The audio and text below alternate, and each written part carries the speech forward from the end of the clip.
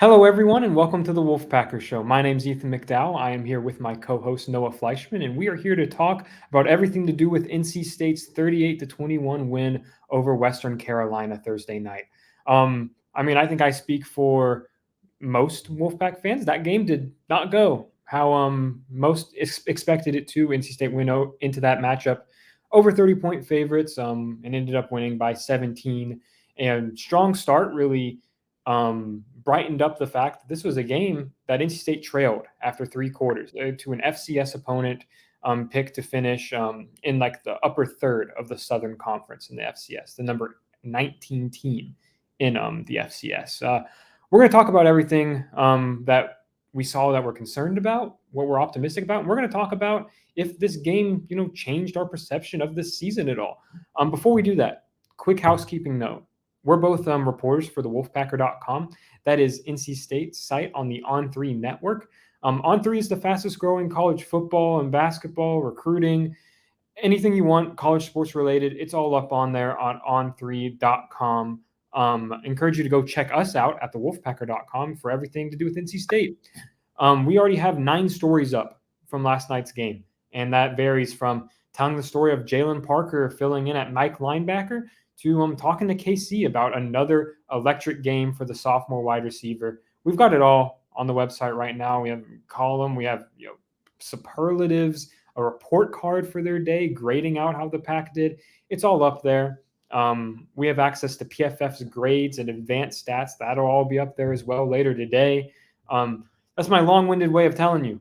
It is a great time to join the Wolfpacker.com, and to make it even better, today's the last day of our kickoff sale. If you go to the Wolfpacker.com and you join to become an annual member, you can sign up with the code KICKOFF24, and you'll get 50% off an annual subscription. That comes out to just under $5 a month, I believe. So it's a sweet deal. It's not going to get really any better than that. And you get access to all of those, sweet deals that I was talking about, plus, the recruiting scoops, basketball. Both basketball teams had some key visitors on campus over the past week. We're going to be talking about that as well. Football recruiting had some of the top recruits in the country in Carter Finley Stadium last night to watch that game. So go check it out at thewolfpacker.com. Again, go use the promo code KICKOFF24 and you'll get 50% off your annual subscription. Noah, we recorded last podcast saying we were excited to talk about real football. The speculation, we were ready to be done with the speculation. We were ready to talk about real results on the field. This was not the result we were anticipating. You can go back and read what we wrote, listen to what we talked about. We thought we were on here speculating about which backups we were going to see later in the game. NC State starters had to play every minute of this one. Noah, I want to just get your initial take, your initial thoughts on how your gut is feeling after NC State, grinds out this win over Western Carolina. Yeah, we thought that this was going to be a blowout game. Kevin Concepcion, after the game, admitted the team thought it was a blowout game. I think it's one of those things where they kind of took the opponent for granted a little bit, kind of underestimated what Western Carolina had. A team that's ranked 19th in the FCS poll. They're good. FCS football is good. Especially in the top half of that division of college football. It's teams that can play.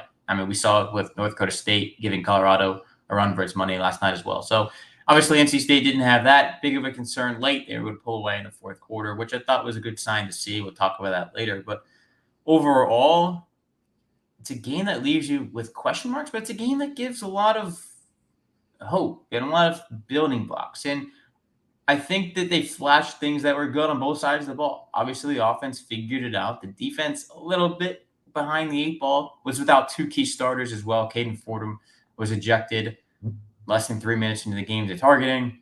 Jihad Carter, starting nickel, didn't play. He'll be back for Tennessee. They held him out precautionary reasons. No reason to play him in a game like this. They found a way to win. But it did enough. And I think the biggest thing that we're going to see coming out of this game is the jump from game 1 to game 2. I think it's the big jump that any team makes in the season. And for NC State, they need it. With Tennessee coming up on the horizon, you go from maybe one of your easiest opponents on the schedule to one of your toughest. So we're going to see what happens. But overall, game that serves a lot of lessons to learn on the film room. I'm sure the Murphy Center this weekend is going to be busy in the film department. And two, it gives some things to build off of too. It wasn't entirely negative. They didn't lose the game, first of all. And they flashed good things. Kevin Concepcion, 3 touchdowns, a career high, 121 yards, second most in his career, receiving yards. So they did some good things, did some bad things, but it's game one. And I don't think it's too big of an overreaction to freak out quite yet. Yeah, I agree. Don't push the panic button yet, but when you put the performance into the context of everything, I think there is reason to be, a little caught off guard, a little concerned about stuff. I mean, we can kind of dive into what concerned us about the game, Noah. And for me, it started with McCall's performance. I thought Grayson in his first game with the Wolfpack was uncharacteristically inaccurate. I thought he missed on some throws that you go back and you watch him at Western Carolina or Coastal Carolina, and he didn't miss those passes. He is that is one of the things he's known for is his pinpoint accuracy, and he was throwing behind receivers, leading receivers a little too far. There were a couple plays that if he hit the receiver in stride, they would have gone for a touchdown, but he couldn't make that happen, and I don't think it was a protection thing. I thought the pass protection was actually maybe the one of the brightest spots of the night, maybe the brightest spot of the night. 2 pressures allowed the entire night. Come on. Some of that I will say was McCall extending plays really well as well. I thought that is something he did well. But he finished the game with 318 passing yards, but I think you just like to see him hit some of like the gimmies.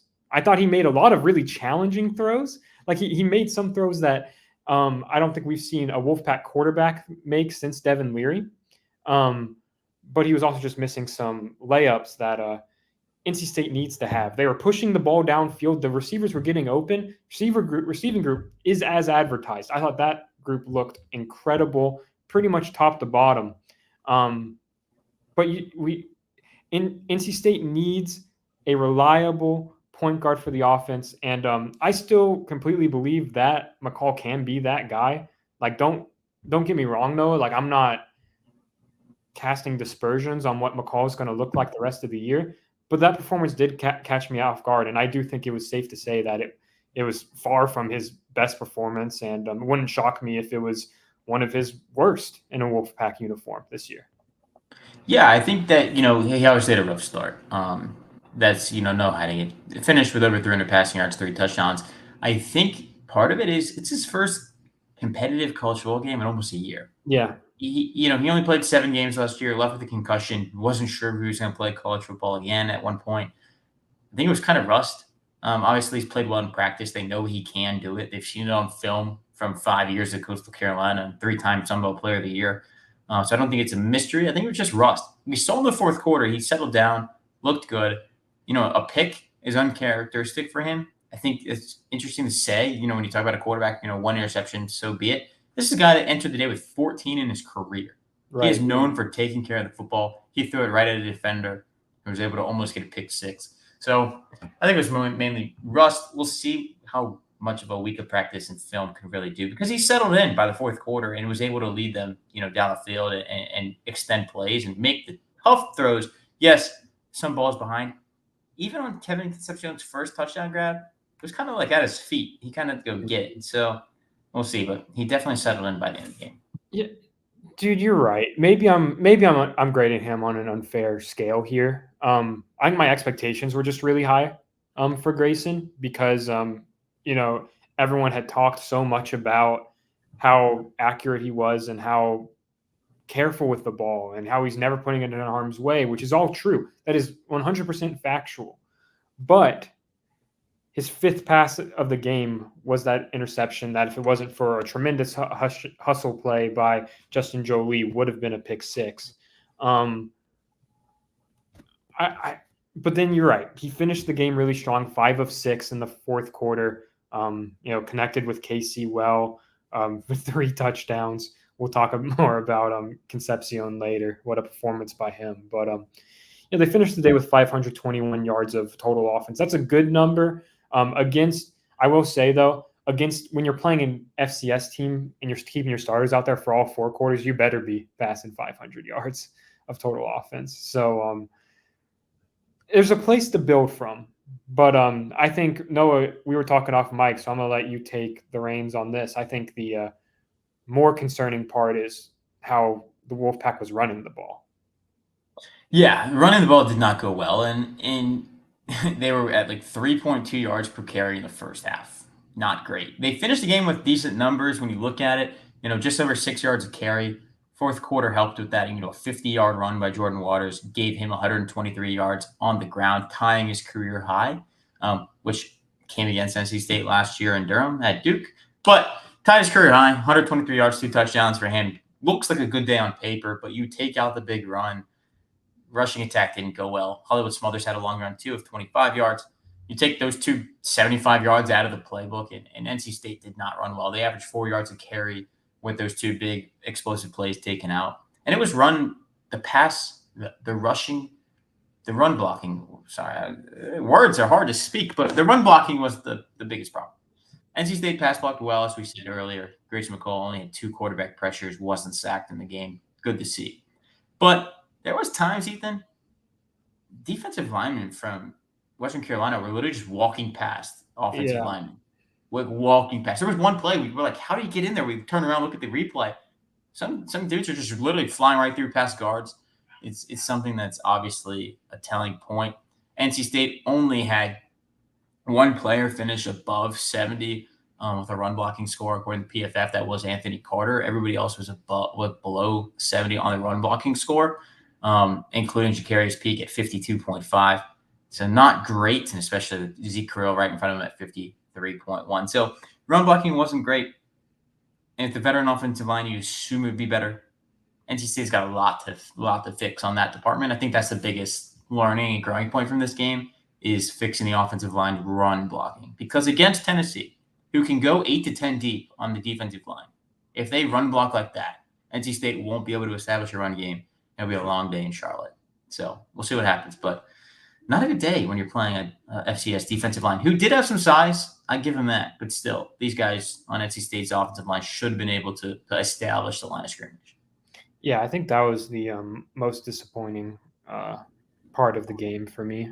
I thought that NC State, the cohesion plus adding Zeke Carell, I thought was just going to translate to more success on the ground, especially with Jordan Waters in the backfield, who is good enough to make up for some poor blocking at times. But he was, he was either going to have a defender in his face in the backfield or right at the line of scrimmage. And he, struggled to make folks miss a little bit early and then was, breaking tackles, especially on his first touchdown of the day. He shook off about half the Western Carolina team on the way to the end zone. That was an impressive run by the graduate. But he it was just a slow day. You mentioned it, man. 3.4 yards per carry after 3 quarters. The ball hit the turf 3 times, 3 fumbles. They recovered all of them, but still. One was by Kevin Concepcion, or 2 of them were, I believe. One was definitely by Jordan Waters, but Yeah. KC also had one at least, maybe 2. But still. So ball security was an issue. And I don't know, man. I thought this was going to be the year NC State was able to take a step forward with its rushing attack, and I think that kind of boils down to my biggest takeaway and why I'm internally recalibrating my expectation just a little bit for this season is because everything we heard publicly and behind the scenes, everything we saw made this season feel like it was going to be different. And last night felt very much status quo. It felt very similar to, the Dave Doran teams that we've seen the past 3 or 4 years, which, let me be clear, is not a bad thing. That is me saying this looks like an 8 or 9 win team, right? Like that is a very good football team. I don't think we saw enough from the Wolfpack yesterday for me to be like, this could be a great team. The potential is there. Don't get me wrong. Like, absolutely. But we're going to need to see a lot more against Tennessee. And, man, that is a tough matchup early. That is a tough way to go into that game. But, hey, I'm sure they're going to be locked in and focused in practice because, like, we're saying this here, And the players know it, the coaches know it. They know they didn't play as well as they wanted to, and they're happy to get the win, but they're not going to be satisfied with how they played. And um, maybe they'll go out there and they'll prove me wrong against Tennessee, and they will look like a great team that day. But I didn't think they were there yet against Western Carolina, and it just felt similar to the past couple season openers. The ECU win where they needed the last second missed field goal, or the UConn game where the defense started pretty slow and then of course ended up ratcheting down in the second half and they pulled off that win. But neither of those season openers were very confidence inspiring, and this one certainly wasn't either, in my opinion. So, no, I'm done being negative. That I've got it all out of my system. I'm ready to talk about what I liked about the game, because I know I just spent the first 15 minutes of this podcast being negative about how everything went, but there were positive moments. I'm gonna let you start us off here. What is something that you saw Thursday night that impressed you? I think Hollywood Smothers impressed me. Yeah, same He here. had two big, he had the big run, 25 yards that I mentioned earlier. He finished the day, with 3 carries, 39 yards. He only played 10 snaps. Yeah, 10 snaps. That's it. He was their most effective running back in the first half and didn't Yep. get a lot of run, which was kind of interesting. They were really trying to ride Jordan Waters, getting him going. But when a redshirt freshman like Hollywood Smothers, who is probably one of the most talented players on this team, just with raw talent coming out of high school, I think they could have gone on more. I think he encouraged me there. He encouraged me on kickoff return too. He had a nice return there. He also had one where he kind of hesitated and ended up at like the 15-yard line. But he's the kind of guy that's playing well. I think it may have just been a case of they're playing a vanilla offense against Western Carolina, saving some stuff for Tennessee and Clemson. So I assume his usage rate will go up in the next couple weeks. But he impressed me a lot in his NC State debut. And this is a guy that didn't play many games last year, kind of getting, his taste of actually playing a lot of snaps. Only 10 snaps this time, but I think that number will rise as the season goes. Yeah, another guy that you can kind of use not an excuse is the wrong word, but explanation of this is his first major game in a major role since his junior year of high school. Because remember, he didn't play his senior year, so it's been years since Hollywood has played a game and played major snaps. So I'm sure we're going to see his role expand, just like you said. And yeah, he's explosive. You saw that on that first kickoff return. You saw it. That was one where you're kind of sitting up there and you're like, oh, okay, he's going to take the touchback. He's going to take a kneel. We'll take it out at 25. And no, he took off and he made the most of it too. He was about to break it. I think the kicker actually brought him down, but he was pretty close to breaking that one for a massive gain, and it was a really good return. So excited to see what he can do, especially when you mentioned saving stuff for the Tennessee game. I've been harping on it all offseason, and I think he's going to be a game changer as a receiving back. Maybe we'll see some of that against Tennessee, but totally agree on Hollywood. As far as let's talk about defensively, what we liked. For me personally, it was the second half by the defensive line. I thought in the first half, it was so much quick game, so much stuff that was obviously steering away from Brandon Cleveland, away from Davin Van, away from Travali Price. That was a very concerted effort. I thought the unit played pretty well. They were just they just didn't have the chance to make plays because the ball was never in the quarterback's hands long enough. So I thought in the second half they did a really good job. Once Western Carolina did have to go to more of a drop back passing game at points, you saw them got into the backfield. Brandon Cleveland and Davin Van combined for a big sack. I thought Cleveland was really disruptive. That's exactly what we wanted to see out of Brandon in the season opener. Davin Van is Davin Van. He's really freaking good at football. So he was, a big disruptor. And Travali Price had a nice tackle for loss and, popped on the tape early. So good to see that from him as well. And the depth, I thought the depth played pretty well. Noah Potter was pretty disruptive. Isaiah Shirley obviously had forced the lone turnover of the game on the last play of the game for the Pack. Got a sack fumble. So I thought the defensive line was one of the more encouraging units, Noah, even though the stats don't necessarily reflect it. Yeah, you're forgetting the one person though. Red Alert had a team high Of course. three pressures. Team Yeah. high three pressures, three quarterback hurries as the team's pass rushing specialist. Couldn't get to the quarterback. They were doing a lot of those like, short passes, get the ball to his hand. Like Cole Gonzalez run too. A 50-yard run. Kind of concerning. But yeah, defensive line, I do agree, played well in the second half. But everything else was kind of a mess. When you're without your Mike linebacker for the whole game, basically without your starting nickel, things are a little up and down. I think Yeah. that gets resolved next week through practice. It is what it is. They did play well enough, but yeah, I mean, the thing that kind of surprised me the most by the defense, Aiden White getting targeted 10 times. Didn't have that one on my Yeah. bingo card. Yeah. You wouldn't have thought they would be throwing at him, and they had a modest amount of success against him. 6 for 10 for 72 yards and a touchdown. Yeah, that would not have been on my bingo card. We kind of saw it last season. He had a game like that against Notre Dame. And then he rebounded and was one of the best corners in the ACC for the rest of the year. So, he's a veteran. He'll bounce back. I think a lot of the defense's issues can really be kind of narrowed down onto the two starters they were missing, right? Yep. Western Carolina's leading receiver is a preseason All ACC selection. AJ, I'm forgetting his name off the top of my head, but Colombo. He was a slot guy who had a lot of success against NC State's slot defenders, and you were missing your top slot defender in Jihad Carter. Makes sense. Yeah, cool. Then you gave up 6 runs of more than 10 yards. Quarterback runs were 4 of them. Not having your Mike linebacker in there probably hurts the quarterback contain.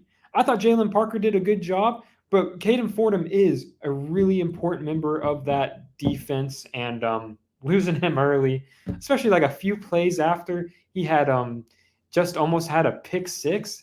It's just a brutal like turn of events there. Also, to be clear, just going to throw this in here, Noah.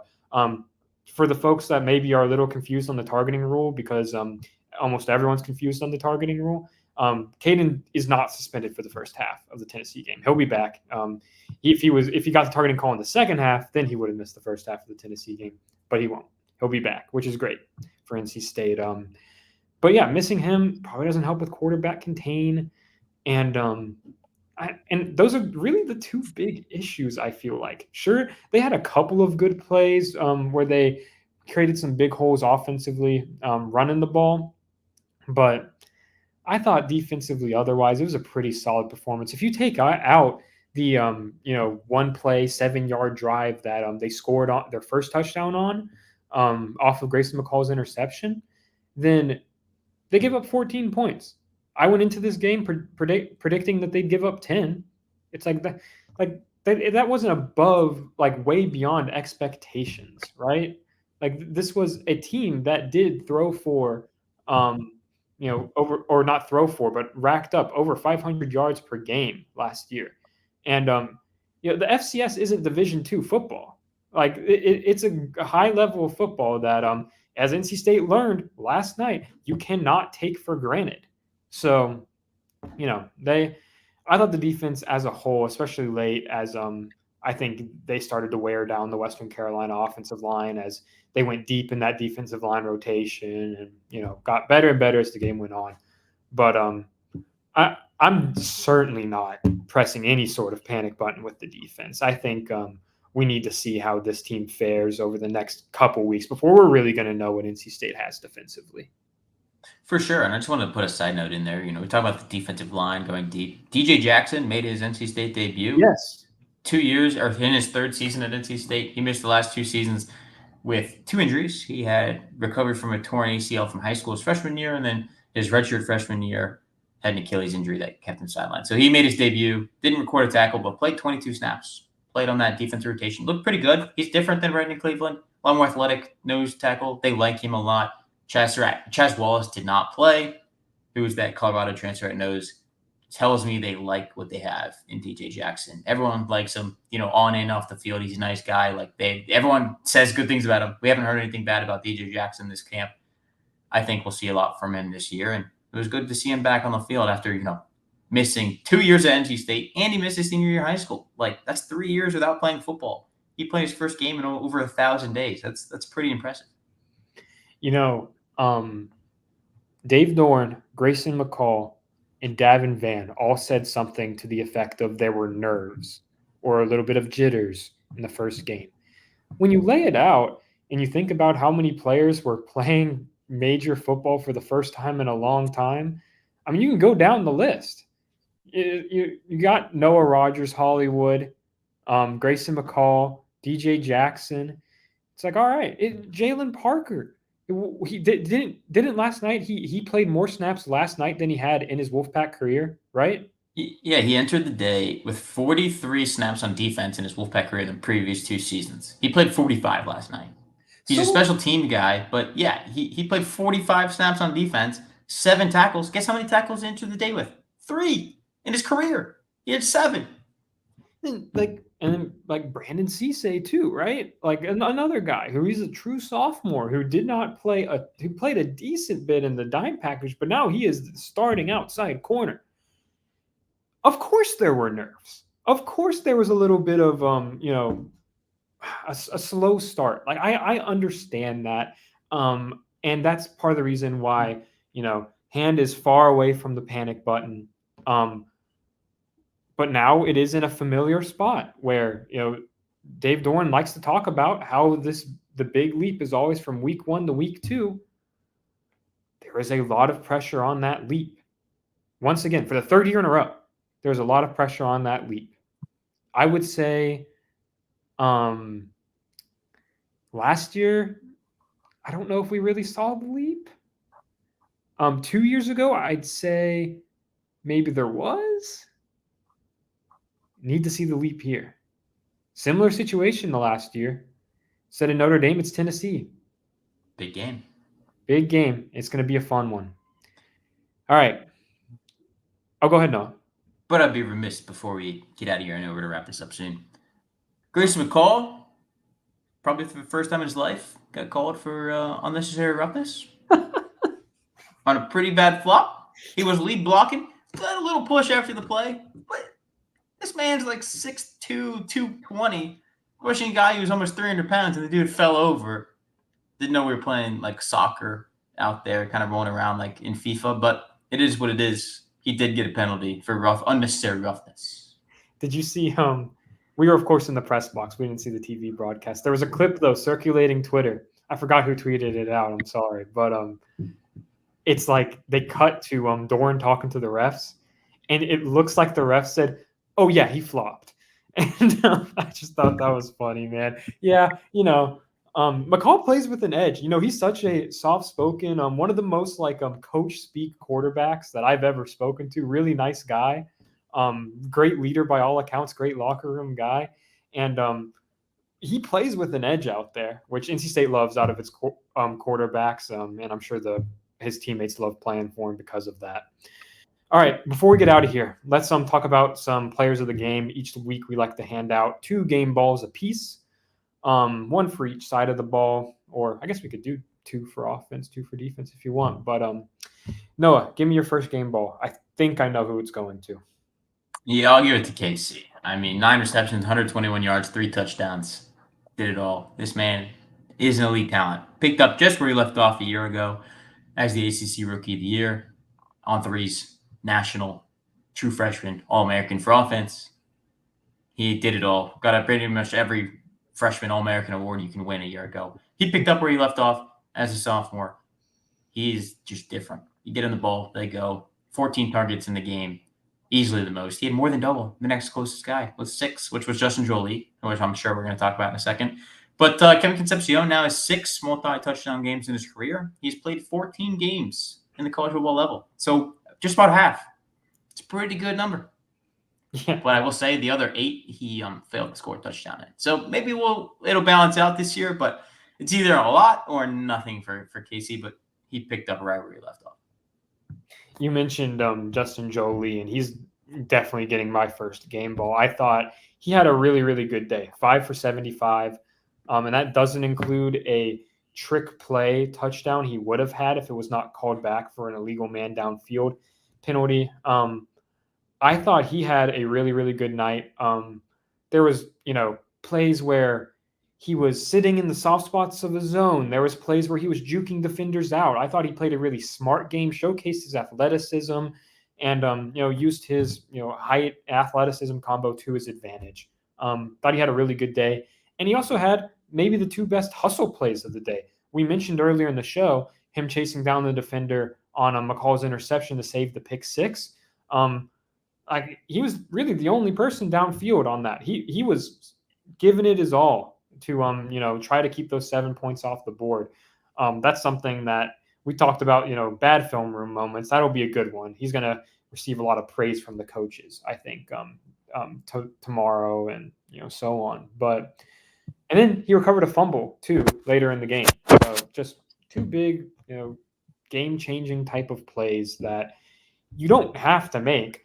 We might even have given him a game ball if he had just caught the 5 for 75. But you add in those two hustle plays, catching all 5 of his targets too. That's a big thing. That's a big part of it. That I think that's something we got to monitor this year is just the percentage of targets caught, because that was not a very high number last year for NC State's pass catchers at points. But he brought in all 5 of his, so pretty optimistic about what the tight end could do moving forward. Noah, give me a second game ball. I'll give one to Jalen Parker. Obviously, he had some plays that didn't go well. I mean, missed some tackle here or there, but it is his first game playing. He was not expecting to play 45 snaps. I'll tell you that. They were expecting to rotate the linebackers. Don't get me wrong, but he was not expecting to play that much. He played pretty well and did what he needed to do on countering adverse circumstances where the starting Mike linebacker gets ejected in the first drive. And is what it is. And he stepped up to the challenge, showed up pretty well. He was nervous, but he calmed down by the end of it and played pretty well. Yeah, to wrap it up, I'll give out one to the second leading tackler for the day, Donovan Kaufman.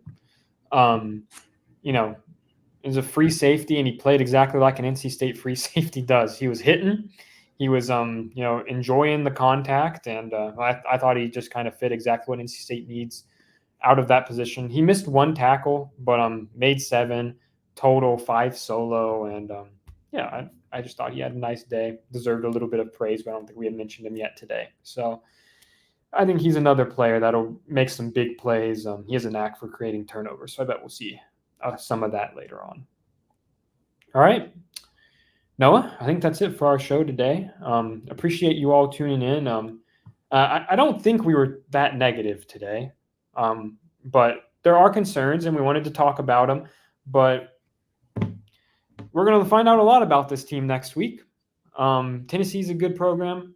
We're going to break down that game extensively before the Pack takes the field on Saturday. So go check out the Wolfpacker.com. We will be back on your podcast feeds, back on our regular schedule next Thursday. So go check out, keep an eye out for us Thursday, probably early afternoon. We'll see you then. And thanks for watching, folks.